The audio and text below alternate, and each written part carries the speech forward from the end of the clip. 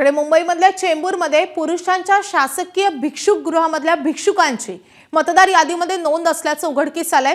तब्बल 100हून अधिक भिक्षुकांची मतदार यादीमध्ये नोंद आढळल्यामुळे मोठी खळबळ निर्माण झाली आहे। या पुरुष भिक्षुकगृहामध्ये सध्या राहत नसलेल्या भिक्षुकांची नावं मतदार यादीमध्ये असल्यानं मनसेने तीव्र भूमिका घेतली आहे। मनसेचे विभाग अध्यक्ष माऊली थोरवे आणि मनसे पदाधिकाऱ्यांनी या शासकीय भिक्षुकगृहामध्ये जाऊन मतदार यादी संदर्भात अधिकाऱ्यांना जाब विचारलाय।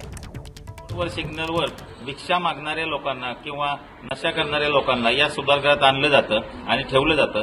या कैद्यांची सुद्धा या मतदार यादीमध्ये नावे नोंदवली गेलेली आहेत।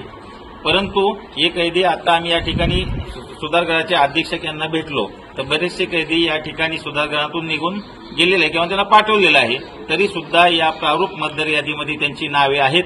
आमची निवडणूक आयोगाला विनंती आहे की आपण या प्रत्येक गोष्टीची खात्री करावी आणि या ठिकाणी नसलेल्या कैद्यांची नावे ही तात्काळ डिलीट करावी, अन्यथा महाराष्ट्र नवनिर्माण सेना आपल्या स्टाईलने हे आंदोलन केल्याशिवाय राहणार नाही याची नोंद घ्यावी।